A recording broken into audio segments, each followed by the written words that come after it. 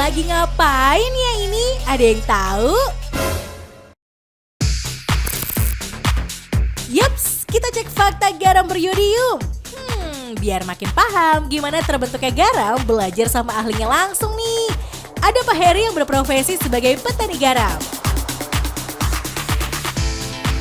Proses membuat garam dari air laut sebenarnya susah-susah gampang, Besti. Walaupun bahannya cuma air laut, tapi persiapannya butuh waktu yang lama tuh. Mulai dari menggarap lahan hingga memastikan lahan datar dan kedap air, atau biasa disebut dengan proses slender. Slender dilakukan dengan alat yang mirip dengan roller cut raksasa nih, Besti. Caranya gerakan alat maju mundur dan perlahan-lahan dari mulai ujung lahan ke ujung lahan satunya. Besti, ini akibat keamatiran saya ya. Nah, jadi kita kalau misalnya pakai slender itu nggak boleh sampai ujung sini karena daerah sini tuh tanahnya sangat-sangat lembek dan dia lumayan berat gitu. Jadi bikin geroak. Ini mah kerja 2 kali dong.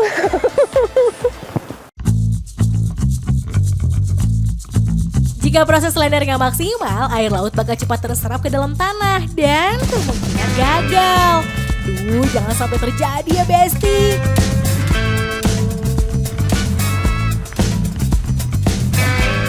Besti, saya salah, tadi kan saya gini kalau narik, ternyata yang benar di bawah. Jadi kata bapaknya kayak narik tambang gitu supaya nggak terlalu, nah ini langsung dikatasin ya begini Pak, jadi nggak terlalu berat. Wah, nah dorongnya baru ya Pak, gini. Ada 2 tipe media pengolahan garam, media tanah atau menggunakan media terpal plastik kayak gini, Besti. Bedanya sih pada waktu panen, dengan media plastik panen lebih cepat loh, biasanya kurang dari 1 minggu. Kalau lahan udah siap, kita mulai mengisi air laut ke masing-masing lahan. Ada 2 cara nih, Besti, cara otomatis menggunakan kincir angin dan cara manual menggunakan alat yang disebut go bagan.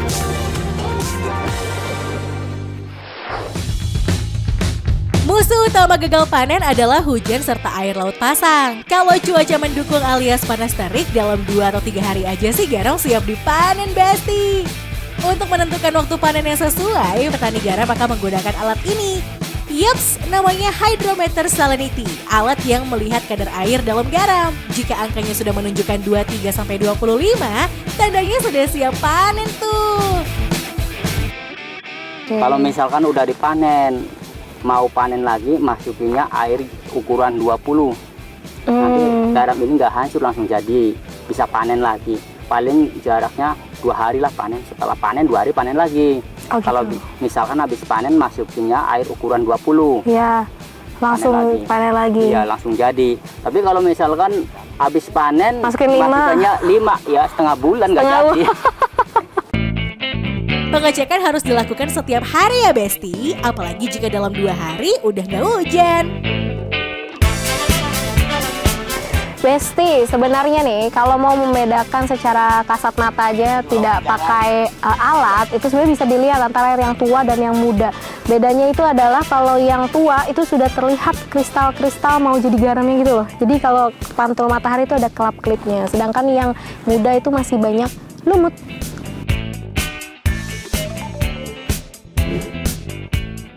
Kalau udah jadi, garam akan terlihat kayak gini, Besti. Tuh, banyak ya. Garam-garam yang baru dipanen belum mengandung yodium ya, Besti. Proses yodium akan ditambahkan saat proses produksi di pabrik. Untuk pembuktian, kita coba teteskan cairan iodin ini. Cairan ini akan berubah warna menjadi ungu kalau si garam mengandung yodium. Tuh, gak ada perubahan kan, Besti? Banyak yang nanya, sebenarnya yodium itu kalau belum ditambahkan kepada garam, kita bisa nggak sih cobain garamnya? Ya bisa aja, Besti, dan pastinya aman untuk dimakan. Hanya saja pasti garam dengan yodium itu pasti lebih baik untuk dikonsumsi karena lebih bermanfaat. Tapi kalau mau dicobain, sama-sama aja, asin.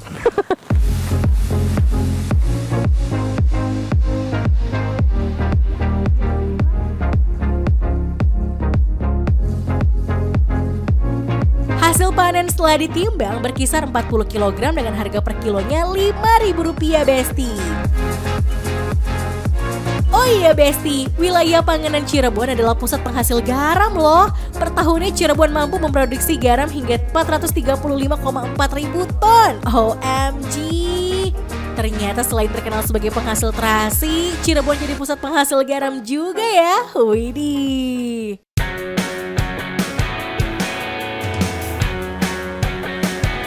Lanjut Besti, dari tambak garam kita ke proses produksinya kuy.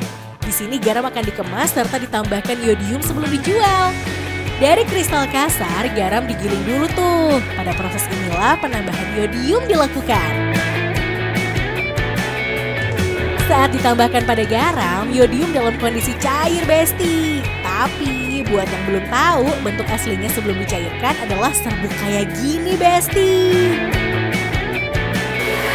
Besti, tadi kan udah lihat ya proses untuk mencampurkan yodium tuh kayak gitu. Nah, coba penasaran nggak sih butuh berapa banyak yodiumnya? Jadi untuk 1000 kilo atau 1 ton itu butuh segini nih, atau sekitar 90 gram. Kalau nggak kebayang 1000 ton tuh kayak gimana? Nih, bayangin belakang saya ada karung-karung ini, kira-kira 20 karung inilah. Banyak ya. For your info Besti, garam yang bermanfaat bagi kesehatan adalah garam beriodium. Yodium adalah unsur senyawa anionik esensial yang ditemukan pada tanah dan air laut.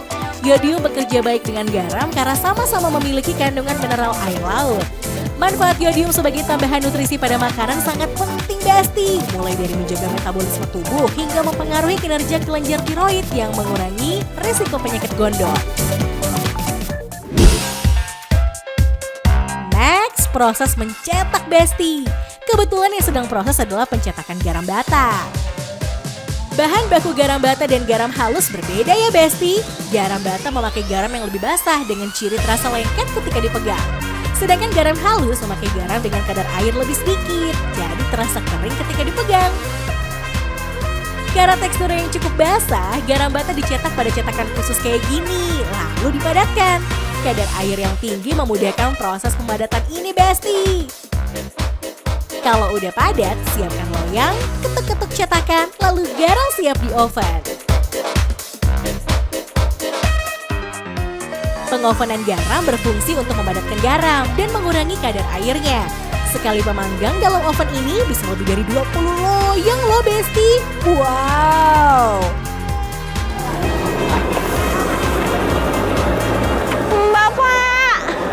Bapak nyangkut Pak, tolong.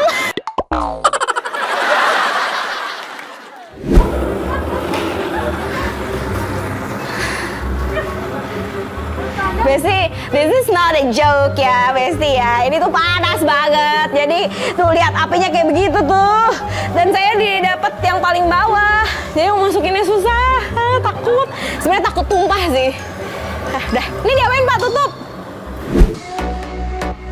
Pengovenan adalah kunci untuk menghasilkan garam bata yang berkualitas Besti. Nggak boleh terlalu gosong atau terlalu lama ya, supaya kadar yodium nggak berkurang jauh. Kadar yodium yang sesuai menurut SNI ada pada angka 30-80 ppm. Nah, untuk tahu kadar yodiumnya kita lakukan cek sederhana yuk Besti. Bareng Bu Christine selaku pemilik pabrik garam. Bu Christine bertugas melakukan quality control Besti. Jadi pemeriksaan kadar yodium pada garam adalah agenda wajib sehari-hari. Alat yang dibutuhkan adalah timbangan, 25 gram garam kemasan, 125 ml air, larutan standar, reagen A, reagen B, cairan iodine, squid, serta gelas ukur. Udah komplit nih Besti. Sebelum garam ditimbang, ada tes sederhana dengan meneteskan cairan iodin. Kalau berwarna ungu gelap, maka memungkinkan besar kandungan yodiumnya tinggi. Selanjutnya, garam yang sudah sesuai ukuran dilarutkan dalam air. Tambahkan 3 tetes reagen A, lalu kocok merata deh. Gak ketinggalan 3 tetes reagen B, sampai warna cairan berubah jadi ungu kebiruan Besti. Perlahan masukkan cairan standar sedikit demi sedikit hingga cairan kembali ke berwarna bening. Hasil ppm adalah jumlah larutan standar yang terpakai dikalikan faktor pengali senilai 7,27. Jadi tadi itu ini apa cairan ini tuh apa larutan standarnya. Saya pakai tadi 10. Terus sisanya 4,4.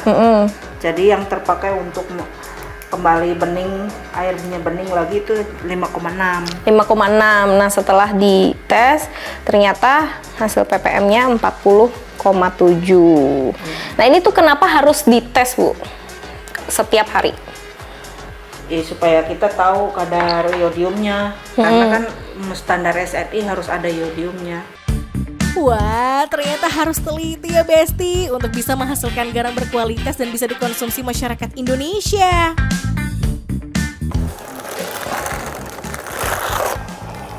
Oke. Besti, akhirnya belajar soal garamnya selesai juga. Dari mulai gimana sih tuh garam sebelum jadi kristal sampai akhirnya jadi garam yang seperti ini. Dan kita belajar juga soal yodium yang baik dan benar sesuai standar SNI itu kayak gimana. Oke deh, cek fakta sampai di sini dulu. Saya udah capek dan sampai jumpa di cek fakta berikutnya. Dah Besti.